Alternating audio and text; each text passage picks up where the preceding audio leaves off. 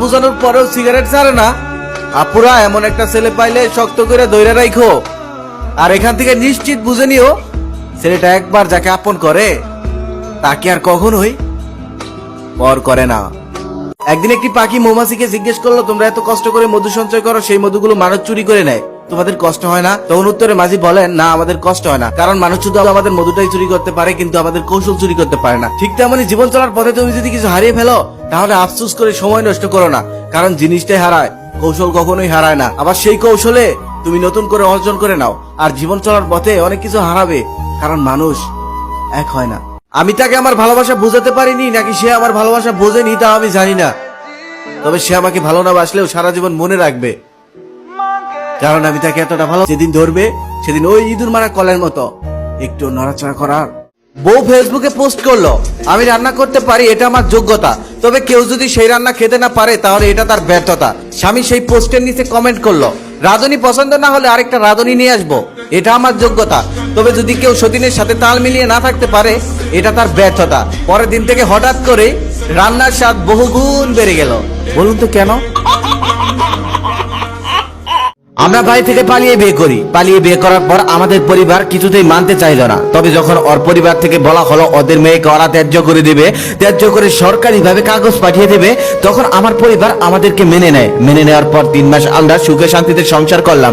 3 মাস পর একদিন হঠাৎ আমি বিকেল বেলা বাইরে ছিলাম, তখন আমার বাসা থেকে ফোন আসে। সেই ফোনের মধ্যে বলা হয় হিমির বাড়ি থেকে মানুষ এসেছে, সাথে অনেকগুলো পুলিশ হিমিকে নিতে এসেছে। তারপর আমি বাড়িতে এসে শুনি হিমিকে থানায় নিয়ে যাওয়া হয়েছে। পুলিশ আর ওর বোন ওকে জোর করে আমাদের বাড়ি থেকে থানায় নিয়ে গেছে। থানা থেকে বলা হয় ওর 18 বছর শেষ হতে কয়েক মাস বাকি, তাই ওর পরিবার ওকে এই কয়েকদিন বাড়িতে রাখবে। আর হিমিকে অনেক ভয় দেখানো হয়, ও যদি ওর পরিবারের সাথে না যায় তাহলে আমার অনেক ক্ষতি করবে, এই বলে ওকে ওর বাড়িতে পাঠিয়ে দেওয়া হয়। আর বলা হয় তোমার 18 বছর শেষ হতে তো মাত্র কয়েকদিন বাকি, তারপর তো তুমি সবুজের কাছে চলে যেতে পারবে, তখন তোমাকে আর কেউ আটকাতে পারবে না। মিহি তখন চলে যায় কিছুটা ভয়ে, আর 18 বছর পর তো আবার চলে আসবে এই ভেবে। তারপর 6/9/2022 মিহিকে নিয়ে যাওয়ার পর অনেক অত্যাচার করা হয়, অনেক মারা হয়। তারপর তাকে মেরে হসপিটালে ভর্তি পর্যন্ত করে দেওয়া হয়। আমার সাথে একেবারেই কথা বলতে দিত না। মাঝে মাঝে ওর বোন যখন বাসায় না থাকতো তখন ওর আম্মুর বা খালামনির ফোন দিয়ে আমাকে একটু একটু কল করতো, আর অনেক কান্না করতো, আর বলতো, জানো সবুজ, আমাকে নামাজও পড়তে দেওয়া হয় না, নামাজ পড়ে যে আমি আল্লাহর কাছে তোমাকে চাই।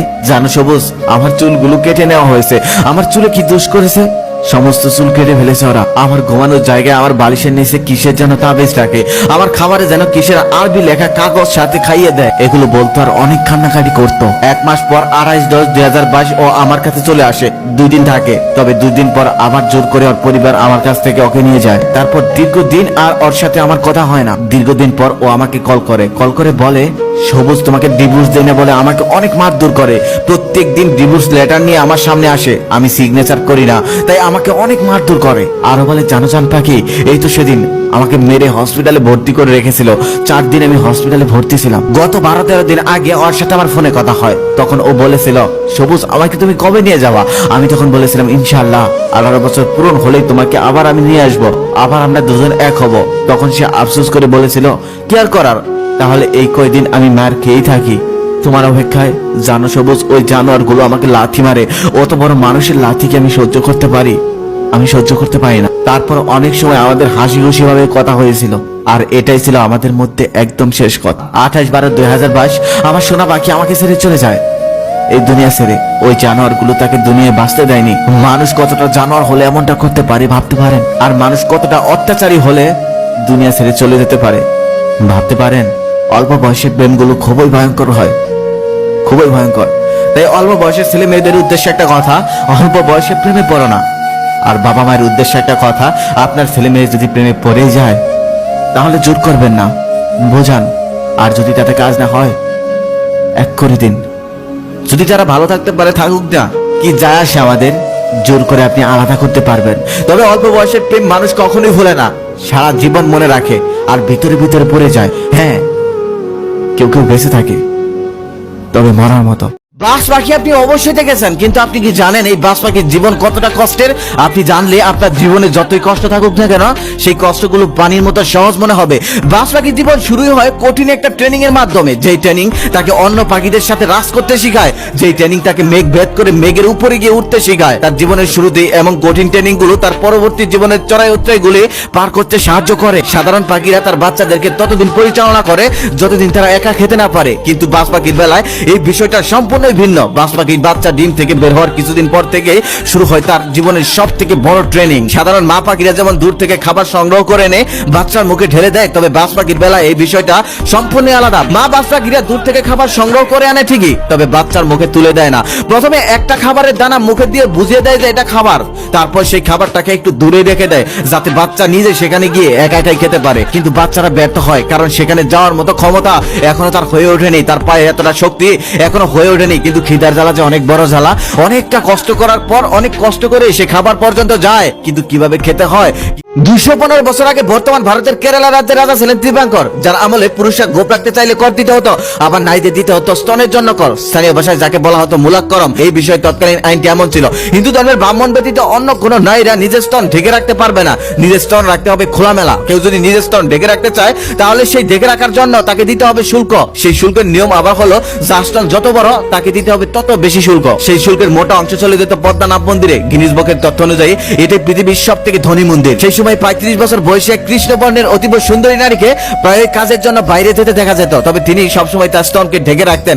একদিন তিনি শুল্ক সংরক্ষণকারীদের সামনে পড়ে যায়, তারপর শুল্ক সংরক্ষণকারীরা তার কাছে স্তন ঢেকে রাখার জন্য শুল্ক দাবি করে বসেন। তিনি সোজা জানিয়ে দেন যে আমি আমার স্তন ঢেকে রাখার জন্য কোনো শুল্ক দিতে পারবো না। আমার স্তন আমি ঢেকে রাখবো না খোলা রাখবো সেটা সম্পূর্ণই আমার ব্যক্তিগত ব্যাপার, এটা বলা তুমি কে, আমি কোনো শুল্ক দিতে পারবো না। এই বলে সে সেখান থেকে চলে যায়। তারপর থেকে প্রত্যেকদিন শুল্ক সংরক্ষণকারীরা তার বাড়িতে গিয়ে হানা দেয় শুল্কের জন্য। এভাবেই চলতে থাকে। মন্তব্য করে বলতেছে লোকগুলো কি বোকা, সাথে গাধা থাকতেও হেঁটে যাচ্ছে, অন্তত একজন মানুষ তো গাধায় চড়ে যেতেই পারতো। তারপর এই কথা শুনে বাবা তার ছেলেকে গাদার উপর উঠিয়ে দিল। তারপর তারা কিছু দূর অগ্রসর হওয়ার পর আরেকজন লোক তাদেরকে মন্তব্য করে বলতেছে ছেলেটা কি বেয়াদব, বুড়ো বাবাটাকে হাঁটিয়ে নিয়ে যাচ্ছে অথচ নিজে গাদার উপর চড়ে যাচ্ছে। এই কথা শুনে তারা স্থান পরিবর্তন করলো। বাবা গাদার উপর উঠলো, ছেলেটা হেঁটে যেতে লাগলো। কিছু দূর যাওয়ার পর আরেকজন লোক মন্তব্য করে বলতেছে কি নিষ্ঠুর বাবা, মাসুম বাচ্চাটাকে হাঁটিয়ে নিয়ে যাচ্ছে অথচ নিজে আরাম করে গাদার উপরে যাচ্ছে। এই কথা শুনে লজ্জা পেয়ে বাবা লাফ দিয়ে গাদা থেকে নেমে গিয়ে পড়ে গেল চিন্তায়। এখন সে যাবে কেমনে? যেভাবে যাচ্ছে সেভাবেই মানুষ বাজে মন্তব্য করতেছে। তারপর বাবা ও ছেলে সিদ্ধান্ত নিল যে গাদাকেই তারা কাঁধে করে নিয়ে যাবে, তাই আর কোনো টেনশন থাকবে না। তারপর তারা দুটো দড়ি আর একটি বাঁশ এনে গাদা দু পায়ে বেঁধে দুই পায়ের ফাঁকা দিয়ে বাঁশ দিয়ে দুই সাইডে দুজন কাঁধে করে নিয়ে যাচ্ছিল। কিছু দূর অগ্রসর হওয়ার পর সামনে একটি খাল পড়লো। সেই খালের উপর দিয়ে ছোট্ট একটি পুল, সেই পুলের উপর দিয়ে তাদের যেতে হবে। যখনই তারা পুলের উপর দিয়ে যেতে লাগলো তখনই গাদা নড়াচড়া দিয়ে উঠলো আর তারা পড়ে গেল একদম নিচে। পড়ে যাওয়ার পর গাদার মেরুদণ্ডের হাড় ভেঙে গেল, বাবার পা ভেঙে গেল, ছেলের হাত ভেঙে গেল। তারপর তারা আর গাদাটাকে বিক্রি করার জন্য যেতেই পারলো না, বাড়ির দিকে ফিরে আসলো, তা আবার আহত অবস্থায়। এই গল্পটি প্রাচীন একটি গল্প। এই গল্পটি শুধু তাদের জন্য যারা অন্যের মন্তব্যে নিজেকে থামিয়ে দেয়, অন্যের কথা শুনে নিজের মত পরিবর্তন করে ফেলে। একটা কথা মনে রাখবেন, এই পৃথিবীতে আপনি যাই করবেন তাতেই মানুষ আপনাকে মন্তব্য করবে।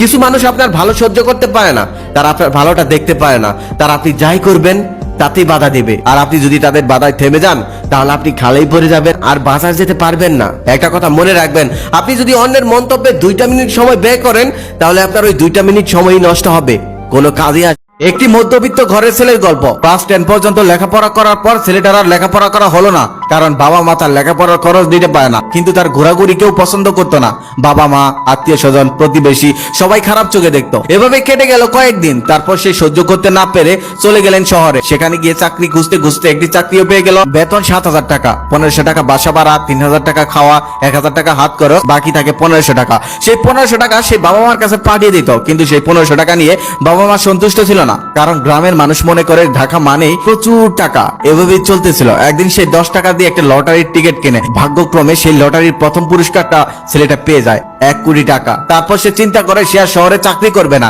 গ্রামে যাবে, একটা ব্যবসা করবে আর সবার সাথেই সুখে শান্তিতে দিন কাটাবে। এইভাবে সে বাড়িতে চলে গেল। বাড়িতে যাওয়ার পর সে চিন্তা করলো যে প্রথমেই আমি আমার টাকার কথা বলবো না। তারপর বাড়িতে গিয়ে তার বাবা জিজ্ঞেস করলো কি রে হঠাৎ চলে আসলি? সে বলল আমার চাকরিটা চলে গেছে তাই চলে এসেছি। এই কথাটা শুনে সবাই মুখ কালা করে রাখলো। বাবা বলল আরেকটা চাকরি খুঁজে নিলে পারতি, বাড়িতে চলে আসতে হলো কেন? তারপর সে বন্ধু বান্ধবের কাছে গেল। বন্ধু বান্ধব বলল অনেকদিন পর শহর থেকে এসেছিস, কি খাওয়াবে বল। কিন্তু সে বলল, না রে, আমার চাকরিটা চলে গেছে, হাতে কোনো টাকা পয়সা নেই। তখন বন্ধু বান্ধব বলল, যা ফকিন্নি, ঢাকা শহরে চাকরি করিস, অথচ বাড়ি আসার সময় 2 টাকা হাতে থাকে না। তারপর সে বাড়িতে চলে এলো। বাড়িতে আসার পর পরদিন আত্মীয় বাড়ি গেল, একে একে সমস্ত আত্মীয় বাড়ি গেল। তবে তার চাকরি চলে যাওয়ার কথা শুনে কেউ তাকে মূল্যায়ন করলো না। সবাই বলল, তুই তো অলক্ষী, তোর সাথে এমনটাই হবে। তারপর সে মন খারাপ করে বাড়িতে চলে আসলো। বাড়িতে চলে আসার পর তার বাবা তাকে বলতেছে, এতদিন শহরে থাকলি, পরিচিত কেউ নেই, পরিচিত কাউকে বলে আরেকটা চাকরি দেখ, আমার মাথায় বসে আর কতদিন খাবি। তারপর ছেলেটা অনেক কষ্ট পেল, ঘরে গেল। যাওয়ার পর মাকে ডাক দিয়ে বলল, মা, আমি একটা লটারি টিকিট কিনেছিলাম,